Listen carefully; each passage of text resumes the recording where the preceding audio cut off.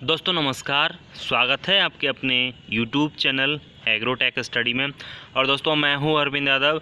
दोस्तों फिर मैं हाजिर हूं। 12th एग्रीकल्चर सब्जेक्ट है आपका क्रॉप प्रोडक्शन एंड हॉर्टिकल्चर, और इस हम लेकर आए हैं चैप्टर नंबर 19, जो आपका आधा हो गया था, आधा चैप्टर और बचा, कुछ क्वेश्चन जो बच गए थे उनको लेकर मैं हाजिर हूं दोस्तों। और चैप्टर का नाम है आपका एग्रीकल्चर इकोनॉमिक्स, यानी आपका कृषि अर्थशास्त्र। ठीक है दोस्तों, यह चैप्टर आपको पता है 3 नंबर का आप एग्जाम में पूछा जा रहा है, और जिसमें से एक ओटी और आपका 1-2 नंबर का क्वेश्चन पूछा जाना है।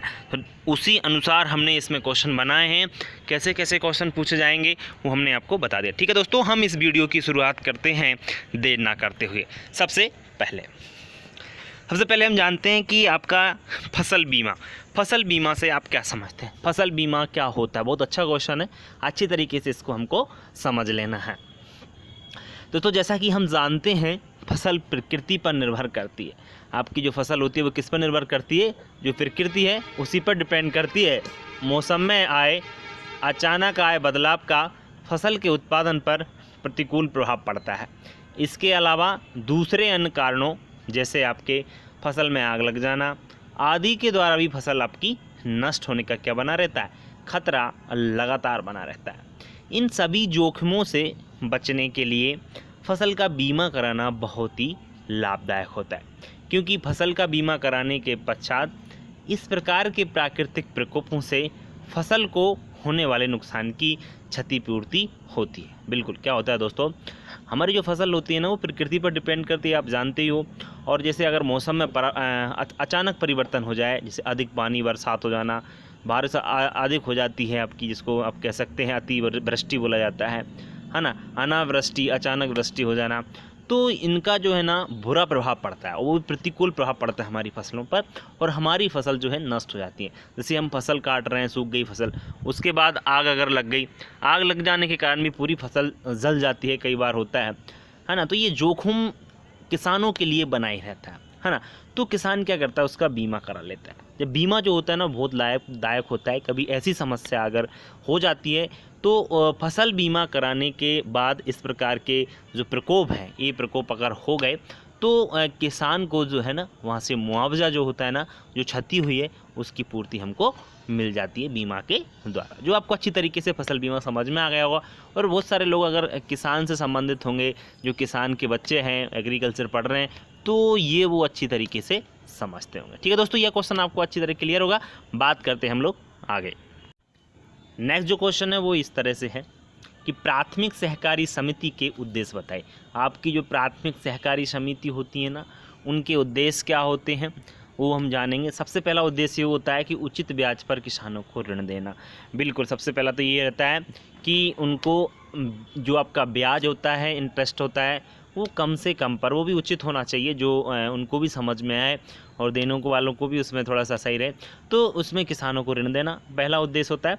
दूसरा होता है जो सदस्य हैं आपकी प्राथमिक सहकारी समिति में, तो उनको स्वावलंबी बनाना। कैसा बनाना? स्वावलंबी बनाना कह सकते हैं। उनको जो सदस्य हैं उनको स्वावलंबी का मतलब ये होता है कि वो कोई भी कार्य अगर कृषि से संबंधित, तो वो स्वावलंबी हो सकें, कोई भी काम अपना ढंग से तरीके से वो कर सकें। कहीं भी उनको जाना आना, मतलब ऐसा नहीं पैसा उठाना लेना देना का न करना पड़े, वो वहीं से पूरा आपका प्राथमिक सहकारी सदस्य हैं वहीं से अपना पूरा कार्य कर सके। पैसे से संबंधित जो भी कार्य होता है, जैसे हम लोग क्या करते हैं कि हमें जैसे पैसों की ज़रूरत पड़ती है तो हम किसी से मांग लेते हैं, उधार ले लेते हैं, तो सदस्य जो है ना उनको ऐसा नहीं मतलब कहीं जाने की ज़रूरत पड़ेगी, वो सहकारी समिति से ही ये सब कुछ कर सकते हैं। ठीक है ना। तीसरा है कृषि विपणन से सहायता प्रदान करना। बिल्कुल, कृषि विपणन से सहायता प्रदान करना, कहने का मतलब कृषि विपणन क्या होता है, ये विपणन आपको पता होना चाहिए। क्रेता एवं विक्रेता को क्या लाना, पास में लाना, आपस में उनको, बेचने वाला है और जो आपका खरीदने वाला है, दोनों को आपस में मिलाना कह सकते हैं। तो उनकी क्या करना, आपकी सहायता प्रदान करना, ये भी आपकी मतलब बेचने का काम और खरीदने का काम भी प्राथमिक सहकारी समिति का एक उद्देश्य होता है कि उसको अच्छी तरीके से खरीद भी सकें और बेच सकें, जिससे मतलब आपका जो है कार्य वो है वो अच्छी तरीके से हो सके। कहने का मतलब मैंने कल बताया था आपको, सहकार सहकारिता का मतलब होता है सेवा करना सीधा सीधा, है ना। तो वही काम आपका यहाँ पर चल रहा है, वही आपके जो सहकारी समितियाँ होती हैं उनके उद्देश्य। बाकी लोग करते नहीं हैं वो बात अलग है, बाकी उद्देश्य तो आपके यही होते हैं। लोग आजकल बस यही है कि आपका लाभ हो, बाकी उन्हें मतलब नहीं होता कि किसका क्या फ़ायदा हो रहा है, क्या सेवा हो रही है। जैसे राजनेताओं का काम है वही आपकी आजकल सहकारी समितियों का काम हो गया है। वैसे ऐसा होना नहीं चाहिए, लेकिन क्या करें। नेक्स्ट बात करते हैं, किसान किन कार्यों के लिए ऋण लेता है। किसान आपका जो होता है कौन कौन से ऐसे काम होते हैं उनके लिए ऋण लेता है, तो हम बात करते हैं। तो इसमें किसान निम्नलिखित कार्यों के लिए ऋण लेता है। सबसे पहली बात करते हैं बीज खरीदने के लिए, अगर किसान खेत में बीज बोता है तो उसके लिए। दूसरा है उन्नत कृषि यंत्र खरीदने के लिए, जो नए नए यंत्र आजकल आ रहे हैं जो उन्नत कृषि में उपयोग होता है वो आपके यंत्र खरीदने के लिए। पशुओं को खरीदने के लिए, बिल्कुल अगर किसान हैं तो वो पशु खरीदने के लिए भैंसिया ले आया, गाय ले आया, तो उनको खरीदने के लिए भी वो ऋण ले लेता है। भूमि खरीदने के लिए, ज़मीन खरीदने के लिए, है ना। तो ज़मीन खरीदने के लिए कभी कभी किसान क्या होता है ऋण लेता है, बैंक से लेता है, सहकारी समितियों से ले लेता है। पाँचवा है अपनी भूमि को रहन से छुड़ाने का मतलब ये होता है कि जैसे ज़मीन कभी कभी किसान क्या होता है कि उसके पास पैसा नहीं होता तो वो गिरवी रख देता है, तो उसको उठाने के लिए भी किसान क्या होता है सहकारी समितियों से या बैंक से क्या लेता है, लोन लेता है। ठीक है, तो ये क्वेश्चन आपको क्लियर हो गए होंगे, यही क्वेश्चन आपके लिए बकाया थे। अब बात करते हैं हम वस्तुनिष्ठ प्रश्न की, ओटीओ की, जो कि इम्पोर्टेंट है। सबसे पहले फसल बीमा योजना सन 1947 में प्रारंभ हुई थी। ध्यान रखना आपकी फसल बीमा जो योजना है वो कब प्रारंभ हुई थी, सन 1947 में। ठीक है ना, बहुत अच्छा इंपॉर्टेंट क्वेश्चन है सभी। नाबार्ड की स्थापना 12 जुलाई 1982 को मुंबई में हुई थी। ठीक है, मैंने कल बताया था आपको नाबार्ड जो है ना वो एग्रीकल्चर का सबसे बड़ा बैंक है, और इसकी जो स्थापना है वो कब हुई थी ये भी ध्यान रखना है आपको, 12 जुलाई 1982 को। ओके, कहाँ पर हुई थी, मुंबई में हुई थी। तीसरा है दोस्तों सहकारिता एक ऐच्छिक, समानता और सामान्य कल्याण वाला संगठन है। बिल्कुल, सहकारिता जो है अपनी इच्छा के अनुसार इसमें आप कोई भी सदस्य बन सकता है।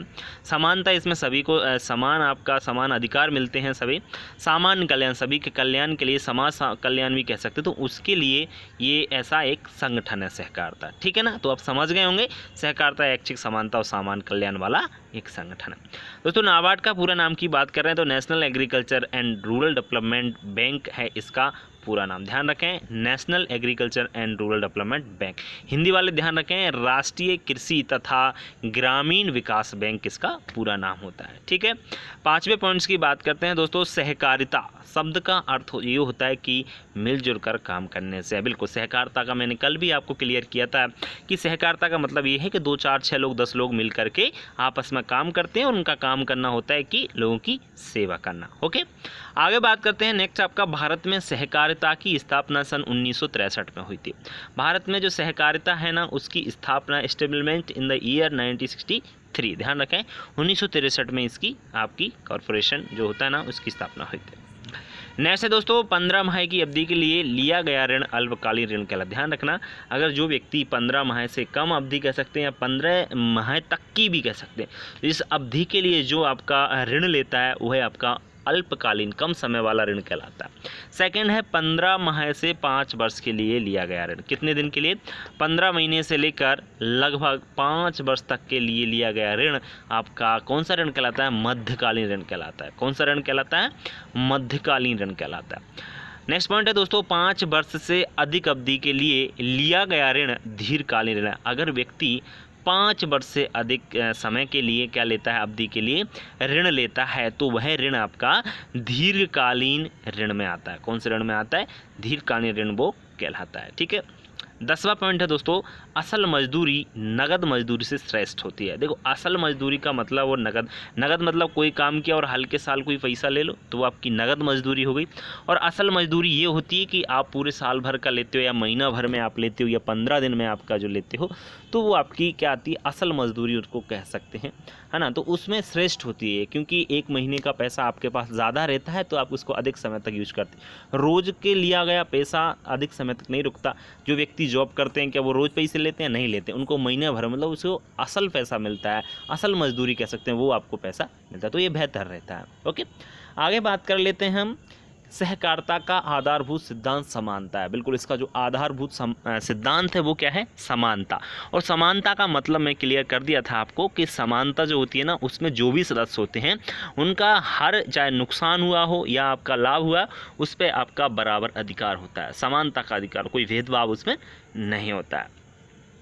नेक्स्ट है किसान क्रेडिट कार्ड कृषि ऋण में उपयोगी। ध्यान रखना, किसान क्रेडिट कार्ड जो आपको किसानों को दिया जाता है वो एग्रीकल्चर जो ऋण होता है उसमें उपयोगी है। बिल्कुल, किसान क्रेडिट कार्ड, इसमें एक पॉइंट और जोड़ लेना, किसान क्रेडिट कार्ड की जो शुरू हुआ था सन 1998-99, जब अटल बिहारी वाजपेयी जी शायद प्रधानमंत्री थे, तो उस समय आपका KCC शुरू हुआ था। इसको ध्यान रखना थोड़ा सा। 13वां है दोस्तों, क्रेता एवं विक्रेता को निकट लाने की क्रिया विपणन कहलाती है। देखो, मैंने आपको बताया था विपणन क्या होता है आपका, तो विपणन क्या होता है? क्रेता एवं विक्रेता को निकट लाने की जो क्रिया होती है वही आपकी विपणन कहलाती है। ठीक है दोस्तों, तो ये आज के जो भी क्वेश्चन बचे थे चैप्टर नंबर 19 से कृषि अर्थशास्त्र, आपका ये चैप्टर कंप्लीट हुआ। कैसा लगा वीडियो तो आप लोग कमेंट बॉक्स में लिखकर ज़रूर बताएं, और अगर वीडियो अच्छा लगता है तो वीडियो को लाइक करें और अपने दोस्तों को शेयर करना बिल्कुल ना भूलें। ठीक है दोस्तों, जिससे उनका भी भला हो सके। दोस्तों, अगर आप हमारे यूट्यूब चैनल एग्रोटेक स्टडी पर नए हैं तो चैनल को सब्सक्राइब ज़रूर करें, और सब्सक्राइब करने के बाद बेल आइकन को दबाना बिल्कुल ना भूलें, जिससे आपको नए वीडियो का नोटिफिकेशन जल्द से जल्द मिले। ठीक है दोस्तों, इस आपके क्रॉप प्रोडक्शन एंड हॉर्टिकल्चर जो सब्जेक्ट है, इसका एक चैप्टर और बचा हुआ है, वो है आपका 20वां, इसका नाम है आपका सर्विंग। ठीक है, आज के लिए इतना ही, कल फिर मिलेंगे नई वीडियो के साथ। दोस्तों नमस्कार।